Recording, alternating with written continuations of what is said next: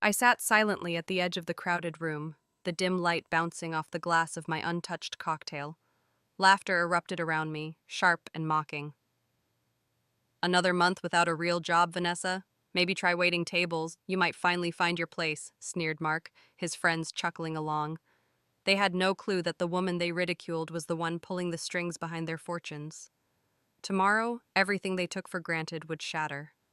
For years, I wore the mask perfectly. To everyone who knew me, especially to Mark, my husband, I was just another woman struggling to find her footing in a competitive world. I kept my ambitions hidden, adopting the persona of a freelance consultant without a solid client base, an identity carefully designed to keep my real power under wraps. Mark was proud to be the breadwinner, the one who had it all figured out. His friends, the elite circle of executives at ValorTech, shared that sentiment, often mocking me behind closed doors and sometimes openly. Mark would joke about my lack of direction at every gathering. His laughter echoed louder than anyone else's, as if each sarcastic remark made him feel more powerful, more in control. His friends followed suit, adding their own cutting comments about my unemployment and lack of skills. I endured these jabs silently, knowing their confidence stemmed from ignorance. What they didn't know, what Mark never guessed, was that I was the architect behind ValorTech's growth, the unseen hand shaping every major decision, every lucrative contract. I was the founder and CEO, the woman who had built ValorTech from the ground up. But I chose to hide in plain sight, watching the very people who scorned me bask in a false sense of superiority. Mark thrived on the illusion that he was the pillar of our marriage and the company. To him, I was a lucky wife, dependent on his success, unworthy of respect or acknowledgement. But beneath that facade of submission simmered a relentless determination. I refused to let his arrogance dictate my life or the company I had created with my sweat and intellect. The truth was, ValorTech was more than a company to me. It was a symbol of resilience and power. Every day I carefully maintained my disguise, renting modest apartments, driving an unremarkable car, and carrying myself with the quiet humility that Mark and his cronies expected. I let them believe I was insignificant, unworthy of notice. But the day was coming when their mocking laughter would be silenced, when the very empire they thought they controlled would crumble under the weight of their corruption, and I would be the one to bring it down. Over the years, I watched Mark and his inner circle exploit their positions, bending rules to enrich themselves at ValorTech's expense. I witnessed their toxic behavior, the harassment, the favoritism, the betrayals, all hidden beneath polished smiles and expensive suits. Yet no one dared challenge them. The corporate culture they'd created ensured loyalty through fear and manipulation. I realized early on that exposing them wouldn't be easy. Suspicion alone was powerless. I needed proof, an unassailable case that would bring them down without question. So I began an extensive investigation, hiring top private investigators to track their every move, gathering documents, emails, recordings, all while maintaining my secret identity as Vanessa, the overlooked wife. When Mark and his colleagues continued their abuse, mocking me openly even at work events, I stayed silent. Every sneer, every condescending glance only strengthened my resolve. I knew that to win, I needed patience, precision, and the perfect moment to strike. That moment was near. Tonight, as Mark toasted to women who keep trying despite failure, casting a pointed look my way, I raised my glass with a faint smile. They didn't see the storm gathering behind my calm exterior. Tomorrow, their world would change forever. The truth I concealed from Mark and his circle was as powerful as it was simple. I was ValorTech's founder and CEO. While they flaunted their titles and boasted about their hard-earned success, I was the one who had crafted every foundation stone of the company, shaped every strategic direction, and controlled every major decision. Yet, to protect my plan and observe their corruption in full view, I kept this secret hidden under layers of calculated humility. When I first started ValorTech, it was nothing but a small startup in a cramped office downtown Chicago. I poured my savings, energy, and vision into growing the business, facing every obstacle with determination. The journey was brutal. Many nights I stayed awake far past midnight, reviewing contracts, managing finances, and negotiating deals. The dream of building a tech company that prioritized innovation and integrity fueled me relentlessly. Mark and I met during those early years, but even then, I chose not to reveal the full truth. I wanted to see how he would respond to a woman who wasn't yet powerful or influential, how he treated someone he believed was still finding her place. At first, Mark appeared supportive, encouraging me to chase my consulting gigs and applauding small wins. But as ValorTech began to grow without him, his admiration slowly morphed into resentment. In truth, Mark never saw me as an equal. He wanted the role of sole provider, the man who held all the power in the relationship and the company.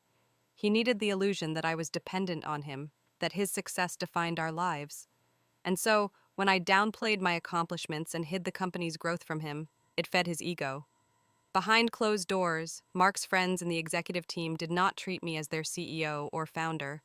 They saw me only as the unemployed wife, unworthy of respect, a figure to be mocked for their entertainment. They spoke freely about business deals, budgets, and personnel decisions, unaware that every word they uttered was already known to me.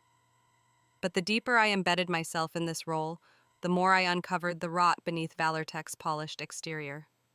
The executives who laughed at me were the same men who exploited their positions to siphon company resources, secure personal favors, and cover up unethical conduct. Harassment of subordinates, rigged contracts, abuse of power. These were daily occurrences, hidden behind the walls of boardrooms and private offices. My heart ached for the employees who suffered in silence, afraid to speak out for fear of retaliation. I knew that exposing these men would not only be a personal victory, but a necessary step to restore ValorTech's integrity and protect those vulnerable within the company. Maintaining this double life required more than just acting. I built an invisible infrastructure within ValorTech's digital systems, a silent surveillance network that logged emails, recorded conversations, and tracked suspicious transactions.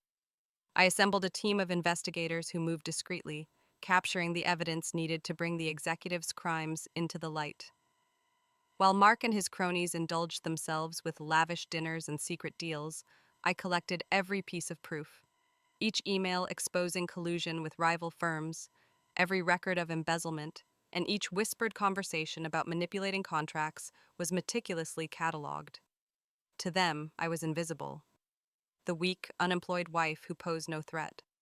But I was patient, gathering strength and evidence for the day I would confront them all. That day was fast approaching. ValorTech's board meetings became my stage. I watched as Mark strutted in, confidence oozing from every step, convinced that he was untouchable. But I had one goal: to shatter their illusions and reclaim the company I had built.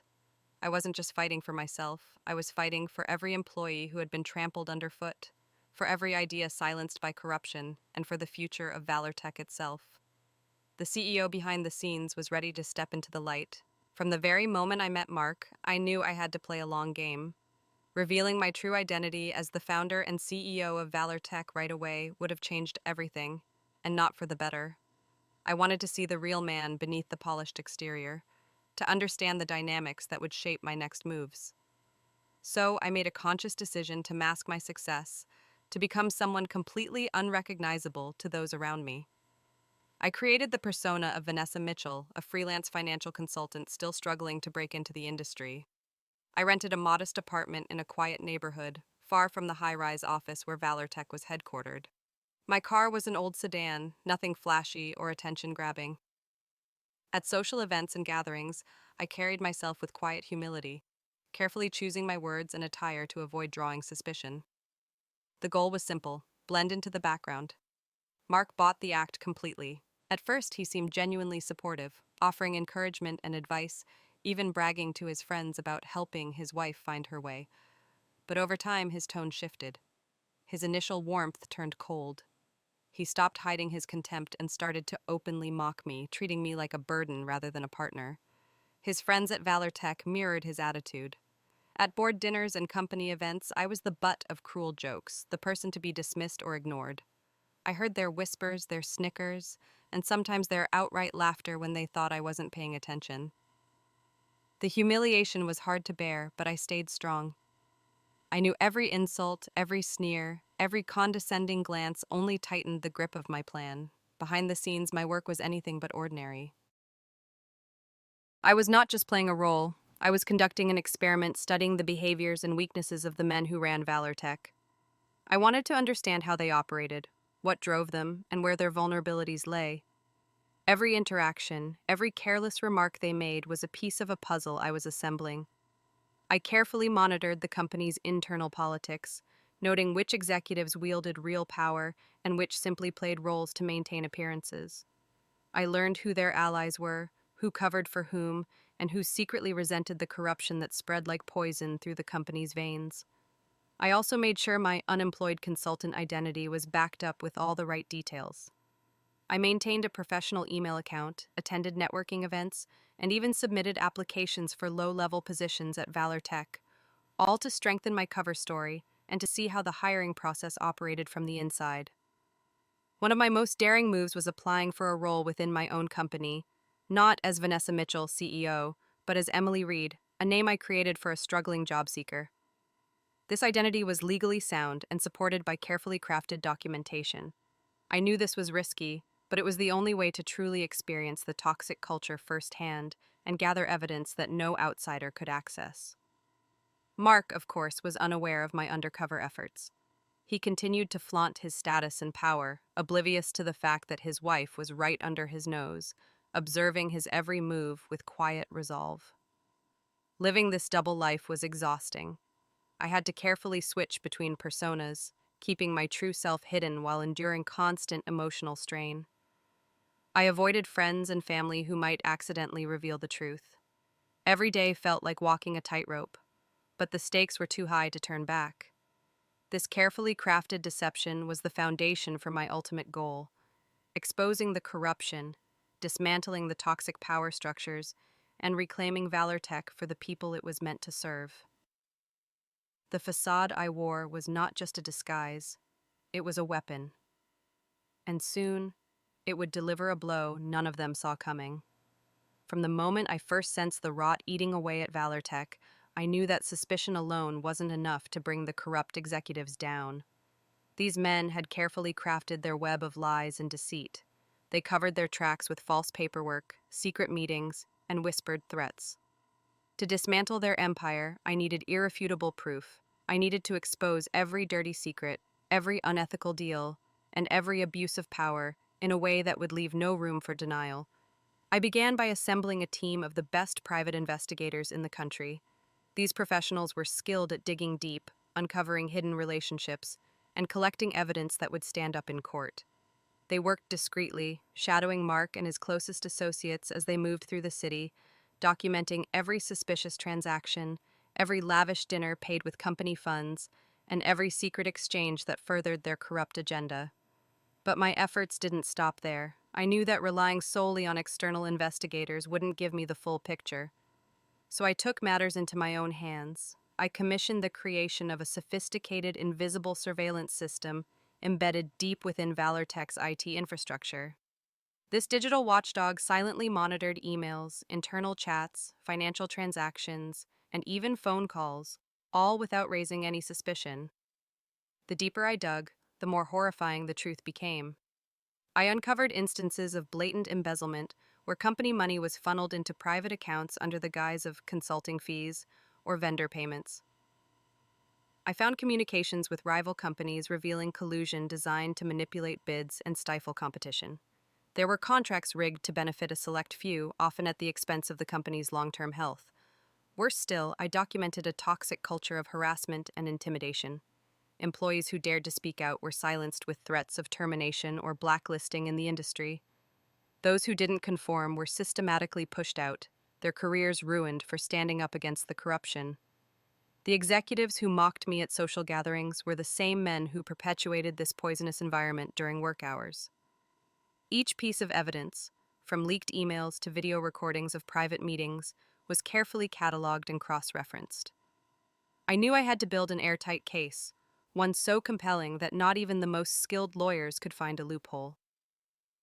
One of the most shocking discoveries was the level of coordination among Mark's inner circle. They weren't just acting independently for personal gain, they were actively collaborating, sharing inside information, and protecting each other from scrutiny.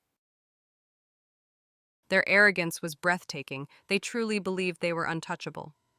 Meanwhile, I maintained my cover as Vanessa, continuing to endure the daily humiliations without betraying a hint of my knowledge. Each insult, each sneer, only fueled my resolve. I reminded myself that this pain was temporary and necessary for the justice that lay ahead. Gathering evidence was painstaking work. I spent countless hours reviewing data, verifying sources, and ensuring the integrity of every record. I consulted with legal experts to understand the implications of each discovery and to prepare for the inevitable battles that would follow. I knew that simply having proof wasn't enough. I needed the right moment to reveal everything. The public exposure had to be dramatic, undeniable, and transformative. I planned to bring down not just Mark and his cronies, but the entire corrupt system that had poisoned ValorTech for so long. Every step I took was measured and deliberate. Trust was a luxury I couldn't afford. I shared the information only with a select few allies who had proven their loyalty and commitment to restoring integrity. And so, as the investigation deepened, I also prepared myself mentally for the confrontation that would change everything. I envisioned the moment when I would walk into a boardroom filled with smug executives, confident in their power, only to watch the truth dismantle their empire piece by piece. The corruption I uncovered was worse than I had imagined, but I was ready. ValorTech would be reborn, and those who had abused their power would face the consequences. To truly understand the toxic environment Mark and his closest allies had created, I needed more than just second-hand reports and digital evidence. I had to see it with my own eyes, experience the culture they cultivated, the attitudes they displayed when they thought no one important was watching. So, I made the bold decision to go undercover, applying for a job at ValorTech, not as Vanessa Mitchell, CEO and founder, but as Emily Reed, a modest, unassuming candidate hoping for a chance to prove herself. Creating Emily Reed's identity was no small feat. Every detail had to be flawless, a credible resume with just enough experience to be believable, a legal identity complete with documentation, and a persona carefully crafted to seem vulnerable and earnest. I knew the interviewers would be looking for weaknesses, reasons to dismiss me quickly. So, I dressed simply, choosing a plain navy suit and worn shoes that matched the image of someone scraping to get ahead. The day of the interview, I stepped into ValorTech's sleek headquarters through the front entrance, a striking contrast to the backdoor entries I had used before. I walked the corridors unnoticed, just another hopeful applicant in the sea of faces. The tension was palpable in the air, but I kept my head down, my nerves steady. The interview room was a small glass-walled conference room on the 7th floor. Waiting for me were 3 men, Mark's most trusted subordinates, all part of the inner circle I had been investigating for so long. I recognized their faces instantly. These were the men who had laughed at me behind closed doors, mocked my supposed failures, and belittled my existence. Their demeanor was cold, their eyes scanning my resume with barely concealed contempt. "You've been out of work for quite some time, haven't you?" One of them sneered, flipping through the pages with exaggerated care. His voice dripped with disdain. I kept my tone soft, humble. "Yes, I've been searching for the right opportunity," I replied carefully, my voice steady despite the sting of their hostility. "I'm eager to contribute and grow." The second man smirked, looking me up and down as if weighing whether I even deserved a place in their company.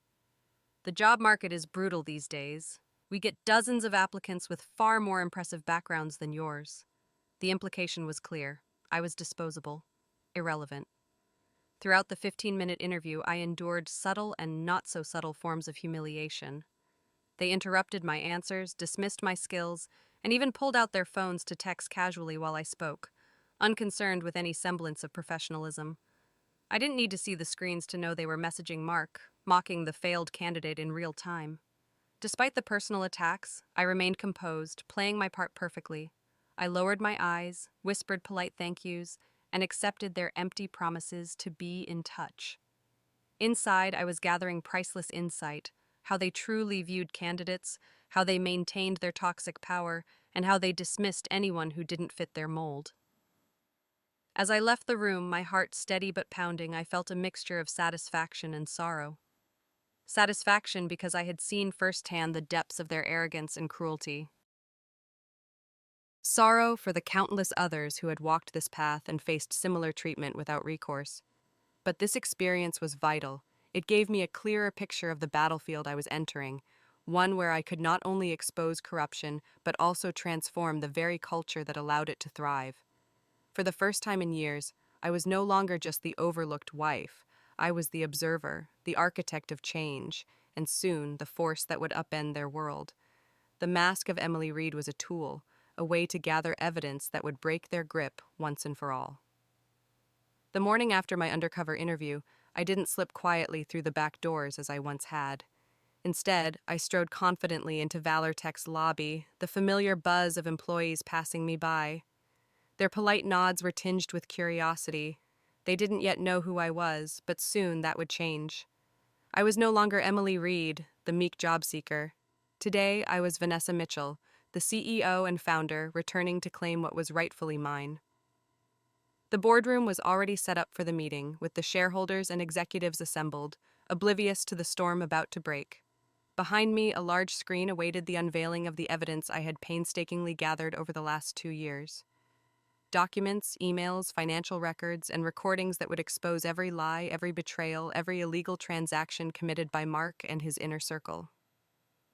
Minutes before the meeting began, Mark and his 4 closest allies entered the room. Their smug expressions told me they believed this was just another routine financial review, another opportunity to boast about their success. Their confidence was their greatest weakness. I took my seat at the head of the table, the very position Mark had once coveted. The room fell silent as they registered my presence. His smile faltered. Confusion and disbelief clouded his eyes as he searched for an explanation. No one offered one. "Sit down, Mark," I said calmly, my voice steady and commanding. "You and your friends will want to hear this." He hesitated, a flicker of fear in his gaze. But like the others, he obeyed. I began by formally introducing myself. For those who don't know, I am Vanessa Mitchell, founder and CEO of ValorTech. The room seemed to shrink as shock rippled through the faces around me. Mark's confident demeanor crumbled, his breath catching as panic set in. Without wasting words, I clicked a button, and the screen behind me came to life, displaying a detailed timeline of their misdeeds. Emails revealing collusion with competitors, financial transactions routed to private accounts, and audio recordings of conversations where they plotted to manipulate contracts and intimidate employees. Each piece of evidence was clear, undeniable, and damning. "I've spent the past 2 years collecting proof of your misconduct," I said, my tone cold but controlled. "Every illegal deal, every abuse of company resources, every act of harassment. This ends today." Mark's mouth opened, but no sound came out. His colleagues shifted uncomfortably, their earlier arrogance replaced by dread. "You thought you were untouchable," I continued, locking eyes with Mark. "But only because I allowed you to believe it." Turning to the board and shareholders, I declared, "I have enough evidence to involve federal authorities, securities commissions, and legal departments. But before I do, there is one thing I must handle here." I reached for a thick folder on the table, sliding it toward them. "These are your termination notices. Effective immediately, you are all dismissed from ValorTech." Chaos erupted. Mark jumped to his feet, voice trembling with rage and desperation. "You can't do this. I am the vice president. I helped build this company." "You never built anything," I replied sharply. "I created ValorTech. I hired you. I tolerated your presence. Now I am removing it." Security officers appeared at the door, prepared to escort the fired executives out. Mark glanced at his former allies, searching for solidarity, but one by one they averted their eyes, realizing they were alone. As they were led away, I remained seated, calm and resolute. The employees gathered outside the boardroom windows, their faces a mixture of shock and hope. News of the purge spread quickly. ValorTech was cutting out the cancer that had poisoned it from within. The media caught wind immediately. Headlines praised the decisive action, while social media buzzed with stories of corporate justice. Mark and his cronies became cautionary tales, their reputations destroyed. But my work was far from over. This revelation was just the beginning of ValorTech's rebirth. The moment the doors to the boardroom closed behind Mark and his inner circle, their reign at ValorTech came to a thunderous end. What once seemed invincible, their power, their arrogance, their tightly woven network of deceit, crumbled instantly under the weight of the evidence I presented. But beyond the immediate shock in the room, the real fallout was only just beginning. Within hours, the news of the executive purge spread like wildfire across corporate news outlets and social media. Headlines blared about the dramatic overthrow of ValorTech's corrupt leadership, spotlighting the meticulous investigation that laid bare years of unethical practices. Public opinion swung sharply, turning from awe at their apparent success to revulsion at their abuses. For Mark and his cronies, the world they had so confidently built was dissolving before their eyes. Mark himself became a symbol of corporate downfall. Gone were the expensive suits, the corner office with panoramic views, and the smug confidence that once defined him. Rumors circulated rapidly. His name was scrubbed from company communications, his social media profiles deactivated, and invitations to industry events evaporated. Former allies distanced themselves quickly, unwilling to be tainted by association with a man publicly disgraced. Within weeks, the ripple effects reached deeper. 3 of the fired executives faced bans from working in the tech industry for several years, enforced by non-compete agreements and legal settlements. One even attempted a desperate lawsuit to overturn his termination, only to be crushed under the overwhelming evidence I had compiled. Their careers, once the envy of many, were effectively over. Mark's personal life unraveled alongside his professional collapse. His wife, who had tolerated his arrogance and cruelty, filed for divorce soon after the scandal broke. The lavish lifestyle they once flaunted gave way to cramped apartments and diminished bank accounts. Stories emerged of his attempts to find new employment, only to face rejection from every firm he approached. The man who had mocked me mercilessly now struggled just to pay bills and maintain dignity. I heard from friends and former colleagues who saw Mark working as a sales clerk at a modest electronics store in the suburbs, a position so far removed from his previous stature that it symbolized the complete reversal of his fortunes.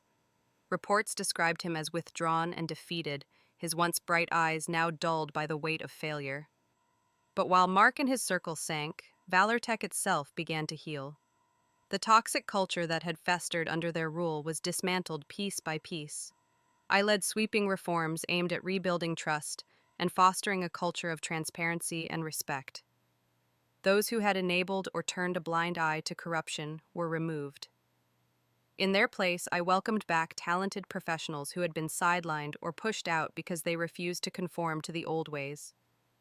One such returnee was Lisa Chen, a brilliant software engineer who Mark had deliberately excluded from major projects after she refused to participate in his reckless corporate games. When I offered her a leadership role in our new AI research division, her disbelief quickly gave way to renewed hope. Within weeks, Lisa and her team were spearheading innovations that would set ValorTech apart from competitors.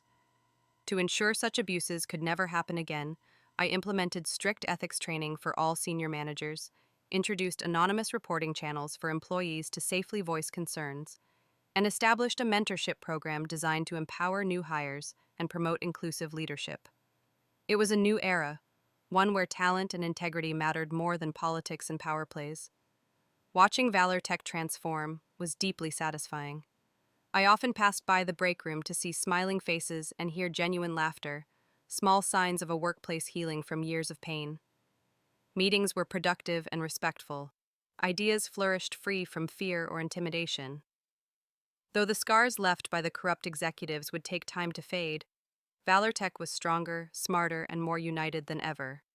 And as for Mark and his cronies, they had become a cautionary tale, a stark reminder that power without integrity is fleeting, and that justice, no matter how delayed, will eventually prevail. The purge of corrupt leadership marked the end of a dark chapter for ValorTech, but it also signaled the beginning of a challenging journey, rebuilding the company's culture and reputation from the ground up. I knew that removing Mark and his cronies was only the first step. The real work lay ahead, restoring trust, empowering employees, and setting new standards that would protect ValorTech from ever falling prey to such toxicity again. One of my first actions was to call an all-hands meeting. Standing before thousands of employees, I shared the truth, the corruption we uncovered, the abuses endured, and the path forward. I didn't sugarcoat the past. Instead, I made a clear promise. ValorTech would become a place where integrity, respect, and innovation thrived. No one would be left behind or silenced. To turn these words into reality, I launched comprehensive reforms focused on transparency and accountability. Every senior manager was required to participate in intensive ethics and leadership training designed to change mindsets and behaviors at the highest levels. We established an anonymous reporting system, allowing employees to safely report concerns without fear of retaliation. This tool became a vital lifeline for many who had previously felt powerless. Simultaneously, I targeted the systemic enablers of corruption. Human resources underwent a full audit, and any personnel complicit in covering up misconduct were removed. We revised hiring and promotion policies to prioritize merit and character above all else. Vacant positions created by dismissals were filled with talented professionals who had been marginalized under the old regime. Bringing back dismissed employees who had resisted the toxic culture was a powerful statement. Among them was Lisa Chen, who returned not just as a software engineer, but as the head of our newly formed AI research division. Her leadership and innovative spirit quickly energized her team and raised company morale. Many others followed, grateful for a second chance in a revitalized workplace. We also invested heavily in mentorship programs, pairing experienced professionals with newcomers to nurture growth and foster an inclusive environment. For too long, talent had been stifled by fear and exclusion. Now, collaboration and support were at the heart of ValorTech's values. The transformation was not without challenges. Old habits and skepticism lingered. Some resisted change, clinging to faded loyalties or fear of losing power. But the overwhelming desire for a better workplace prevailed, creating momentum that grew stronger each day. Financially, the results were remarkable. Within 2 months, ValorTech secured 3 major contracts, including a breakthrough partnership with a leading telecommunications conglomerate that had previously avoided us due to the company's tarnished reputation. Our stock prices surged by 35%, signaling renewed investor confidence and market respect. Media coverage shifted as well, with business publications praising ValorTech's dramatic resurgence and applauding our commitment to ethical leadership. Headlines celebrated the company as a beacon of corporate responsibility in a cutthroat industry. But beyond profits and press, the most rewarding change was visible in the everyday interactions within the company. The tense meetings filled with passive aggression gave way to open discussions and genuine collaboration.